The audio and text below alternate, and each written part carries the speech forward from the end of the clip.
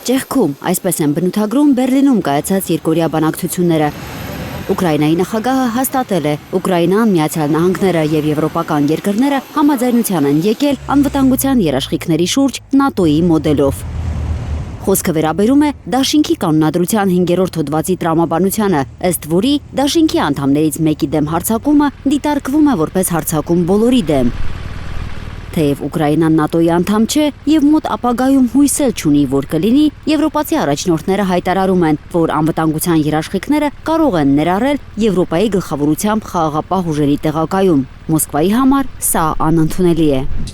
Զելենսկին բացառել է Ուկրաինայի տարածքները Ռուսաստանին զիջելու հարցով հանրակրվե անցկացնելու հնարավորությունը, այն անվանելով կեղծ քվեարկություն, ինչպես Ղրիմում։ Բանակցությունների հիմնական տարածքային զիջումների հարցը դեռ բաց է մնում։ Ռուսաստանի հետ տարածքների հարցում մեր դիրքորոշումները տարբեր են։ Դա պետք է բաց խոստովանել։ Կարծում եմ ամերիկյան կողմը որպես միջնորդ կառաջարկի տարբեր քայլեր գոնե ինչ-որ կոնսենսուսի հասնելու համար։ Ամերիկացիներին հավատում են ռուսները, եվրոպացիներին ոչ։ Եվրոպան Ռուսաստանի արտգործնախարարի խոսքով կրկին միավորվում է Ռուսաստանի դեմ, որպես գործիք օգտագործելով Ուկրաինան։ Европа вновь пытается диктовать всем. Եվրոպան կրկին փորձում է բոլորին թելադրել իր պայմաններն ու ցանկությունները, օգտագործելով ուկրաինական հակամարտությունը։ Ինքնահաստատվելու համար դիտավորյալ խոչընդոտներ է ստեղծում եւ ինտրիգներ հյուսում Միացյալ Նահանգների եւ բոլոր նրանց դեմ, ովքեր ուզում են արդար կարգավորում։ Ակնհայտ նացիստական մոտեցումներ են։ Откровенно нацистские подходы.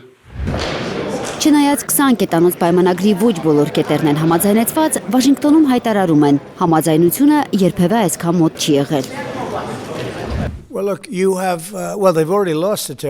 Անկեղծ ասած, նրանք արդեն տարածքներ են կորցրել։ Այսինքն տարածքը կորած է, բայց անվտանգության երաշխիքների վրա մենք աշխատում ենք Եվրոպայի հետ միասին, որպեսզի պատերազմը չվերսկսվի։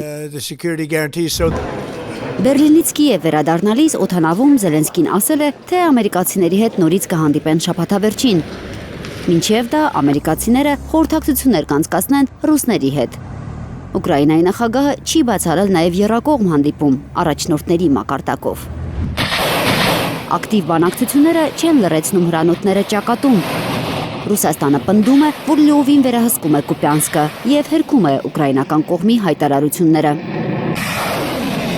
Մեր ստորաբաժանումները վերահսկում են ազատագրված Կուպյանսկի բոլոր հատվածները։ Թշնամու ներթափանցման փորձերը քաղաք կասեցվում են։ Ուկրաինական կողմը կրում է զգալի կորուստներ։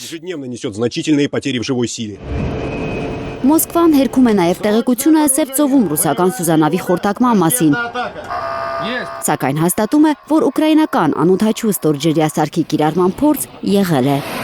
Ըստ վերլուծաբանների, իրական ճեղքումը հնարավոր կլինի միայն այն դեպքում, երբ քաղաքական հայտարարությունները համընկնեն իրավիճակի հետ ռազմաճակատում։ Մինչ այդ դիվանագիտությունն ու պատերազմը կշարունակեն քայլել զուգահեռ, ցավալի կորուստների գնով։ Ծովինար Բարխուդարյան, Անի Ղանդիլյան, Հայլուր։ Հայաստանում եւ աշխարհում տեղի ունեցող իրադարձությունների մասին առաջինը իմանալու համար բաժանորդագրվեք մեր ալիքին, սեղմեք զանգակը, որ բաց չթողնեք ամենակարևորը, ամենահրատապն ու հետաքրքիրը։